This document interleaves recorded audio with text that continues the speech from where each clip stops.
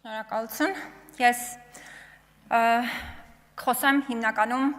այն հիմնական հարցերի վերաբերյալ, որոնց նաև Տիկին Գալստյանը վերջում անդրադարձավ, իհարկե այն համատեքստում, թե ինչպիսի զարգացում է ապրել մարդու իրավունքների պաշտպանի հաստատությունը։ Կարծես թե Տիկին Գալստյանը խոսեց այն մասին, որ անկախություն ունենալու պարագայում մենք կարող էինք փոփոխություններ բերել։ Նախ ուզում եմ հատուկ արձանագրել, որ քաղաքական դերակատարները չէ, որ պետք է որոշեն, թե արդյոք մարդու իրավունքների պաշտպանի հաստատությունը անկախ է թե ոչ, նրանց հիմնական գործառույթն այս առումով չմիջամտելն է մարդու իրավունքների պաշտպանի հաստատության գործունեությանը, եւ այս առումով մենք ըստ էության խնդիրներ տարբեր քաղաքական դերակատարների կողմից արձանագրում ենք։ Բայց ամեն դեպքում կարևոր հանգամանքը հիշատակեմ, երևի թե ամենակարևոր հանգամանքն այն է, որ մարդու իրավունքների պաշտպանի հաստատությունները միջազգային գնահատում են անցնում, եւ այդ գնահատումն իրականացնում են անկախ մարմինները, միջազգային մարմինները, եւ Հայաստանի մարդու իրավունքների պաշտպանի հաստատությունը միջազգային վերջին գնահատումն անցել է 2024 թվականին Միավորված ազգերի կազմակերպության կողմից, եւ Միավորված ազգերի կազմակերպության կողմից պաշտպանի հաստատությունը գնահատվել է անկախության եւ վստահելիության ամենաբարձր կարգավիճակով, ընդ որում ուզում եմ հատուկ արձանագրել ու շեշտադրել այս հանգամանքը, հաշվի առնելով նաեւ այն փոփոխությունները, որը մարդու իրավունքների պաշտպանը եւ պաշտպանի հաստատությունը կատարել են, ի տարբերություն նախկինում հաստատության գործունեության որոշ ուղղությունների, որոնք տարբեր ժամանակներում միջազգային դերակատարների կողմից արձանագրվել են որպես բարեփոխման ու կատարելագործման ենթակա։ Ընդ որում այս առումով մի կարևոր շեշտադրում էլ ըստ էության պետք է անեմ։ Շատ երկար տարիներ նույն միջազգային կազմակերպությունները այդ հանձնարարականները ուղղել են ինչպես ՄԻՊ հաստատությանը, այնպես էլ պետությանը, այդ թվում օրինակ տարբեր օրենսդրական փոփոխություններ կատարելու առումով, բայց կարծես թե միայն վերջին 2 տարում է, որ այս առումով առաջընթաց է գրանցվել, ու պիտի նշեմ իմ հաստատության, իմ ազգային ժողովի եւ այդ թվում կառավարության գործընկերների համագործակցությամբ նախորդ տարի նաեւ падգամավորական նախաձեռնության կարգով օրենքի նախագիծն ընդունվեց, որին ի դեպ, եթե չեմ սխալվում, Տիկին Գալստյանին ներկայացնող խմբակցության ներկայացուցիչներից մեկը նույնիսկ դեմ էր քվեարկել, որ անհասկանալի էր, քանի որ ամբողջ օրենքի նախագիծը ուղղված էր միջազգային հանձնարարականների կատարմանը։ Տիկին Գալստյանը նշեց, որ այսօր Հայաստանում քաղաքացին պաշտպանված չէ։ Այո, միանշանակ է, որ Հայաստանում բազում խնդիրներ կան քաղաքացիների պաշտպանված լինելու հետ կապված, եւ այո, այդ խնդիրները պետք է հասցեավորվեն, բայց այդ խնդիրները պետք է հասցեավորվեն բոլոր դերակատարների կողմից։ Ես ուզում եմ հիշեցնել Տիկին Գալստյանին, որ ինքը եւ իր քաղաքական գործընկերները օրինակ մարդու իրավունքների պաշտպանի մի թեկնածու էին առաջադրել, ով ինձ ամենօրյա ռեժիմով որպես կին եւ ցանկացած այլ հանգամանքով պայմանավորված թիրախավորում էր, եւ այո, ես պաշտպանված չէի, որովհետեւ այո, չկան գործիքներ այսպիսի գործընթացներից քաղաքական դերակատարների կողմից նախաձեռնվող պաշտպանվելու, այն էլ որևէ կերպ պաշտպանվելու։ Հետևաբար այո, Հայաստանում քաղաքացու պաշտպանության հետ կապված կան բազում խնդիրներ, բայց այդ խնդիրները պետք է հասցեավորեն բոլոր դերակատարները։ Կարծես խոսք գնաց մարդու իրավունքների պաշտպանի հաստատության առաջարկները կատարել կամ չկատարելու մասին եւ շեշտադրվեցին այն առաջարկները կամ առաջարկների թիվը, որոնք ամբողջությամբ են կատարվել, բոլորովին մոռանալով մասնակի կատարված առաջարկների թիվը, ուզում եմ քաղաքացիների համար պարզապես բացահայտել, որ առաջարկի մասնակի կատարում նշանակում է օրինակ, եթե մենք առաջարկ ենք արել կոնկրետ ոլորտում իրականացնել եւ օրենսդրական փոփոխություններ, եւ շենքային պայմանների բարելավումներ, եւ օրինակ վերապատրաստումներ, եթե դրանցից գեթ մեկը ուղղակի կատարված չլինի, մենք ասելու ենք, որ առաջարկը մասնակի է կատարված։ Բայց ուզում եմ նաեւ նորից շեշտադրել, որ այս տարվա կամ նախորդ տարվա մարդու իրավունքների պաշտպանի առաջարկների կատարման ցուցանիշը պետական մարմինների կողմից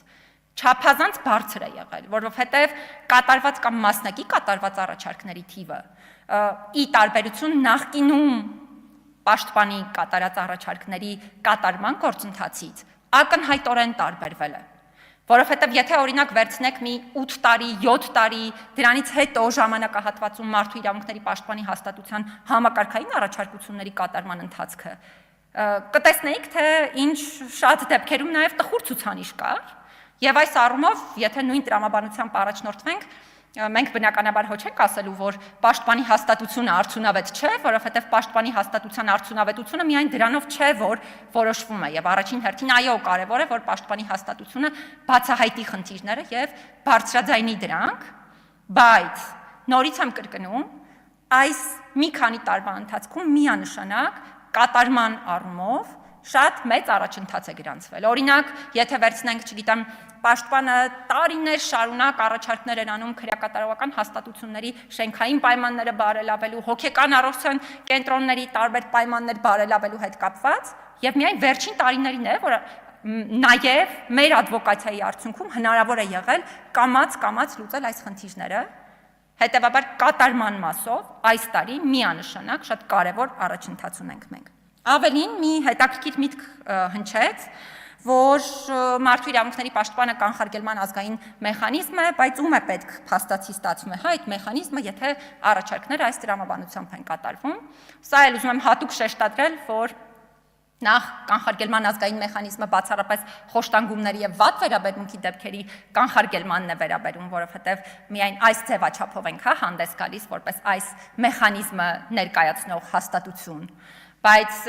միևնույն է, եթե համեմատական անցկացնեք տարբեր պետություններում, այդ թվում կանխարգելման ազգային մեխանիզմների առաջարկների կատարման եւ Հայաստանի մարդու իրավունքների պաշտպանի հաստատության որպես կանխարգելման ազգային մեխանիզմի առաջարկների կատարման միջև բավականին լուրջ փոփոխություններ կամ լուրջ տարբերություններ կտեսնեք տարբեր պետությունների համատեքստում Եվ առնվազն ես վստահ եմ գնահատող միջազգային գործընկերների դիտանկյունից շատ տարօրինակ կհնչի այն միտքը, եթե թարգմանենք եւ ներկայացնենք, որ Հայաստանում կան քաղաքական դերակատարներ, ովքեր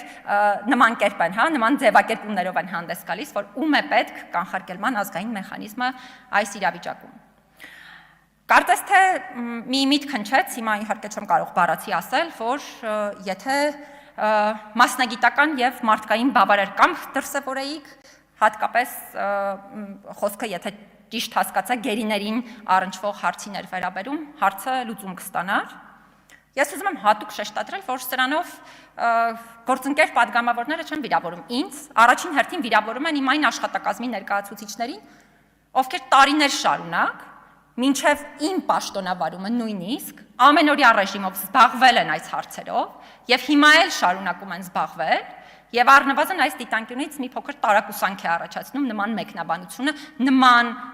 աշխատակազմի աշխատակիցների հետ կապված, ովքեր իրապես օր ու գիշեր այս հարցերի ուղղությամբ են աշխատում։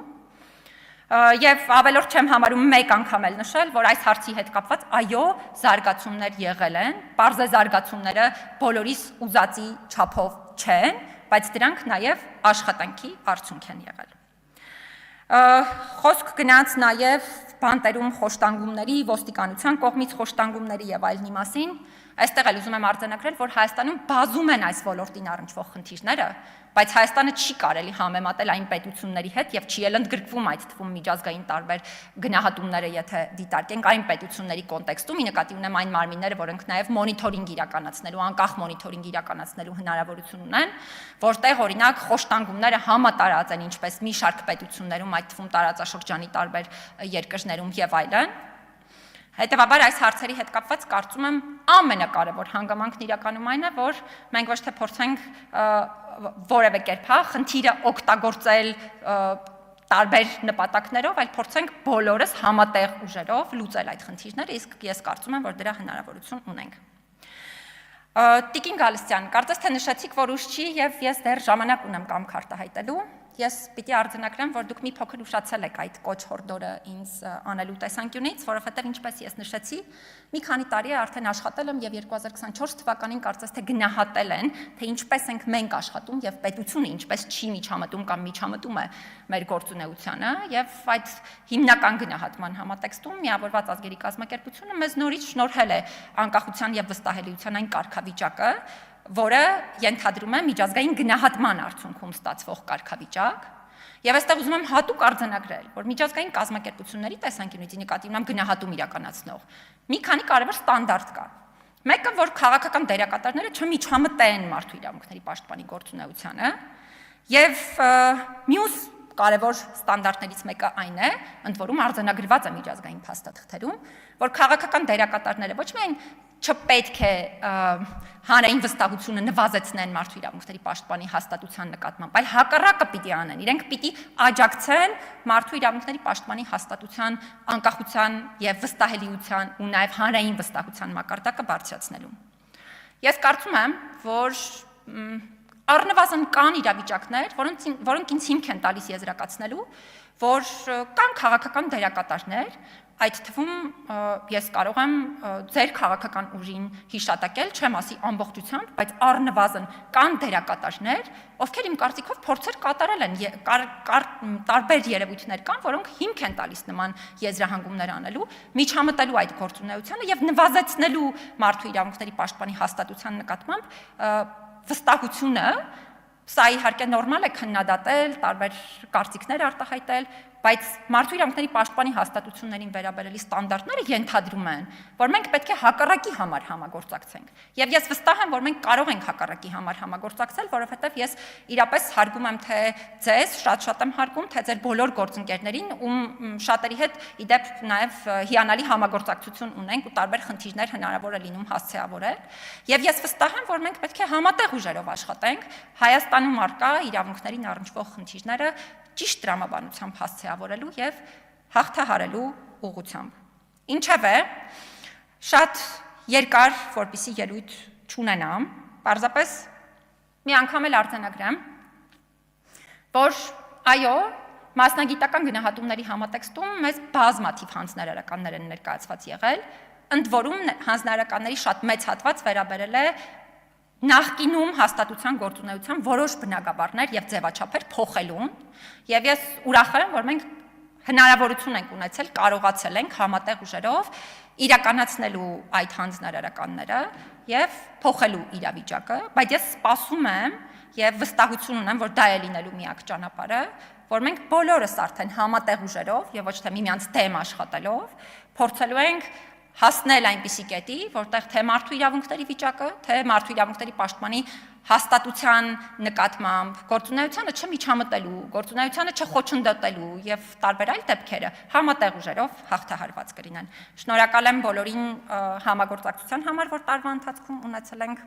այսքանը։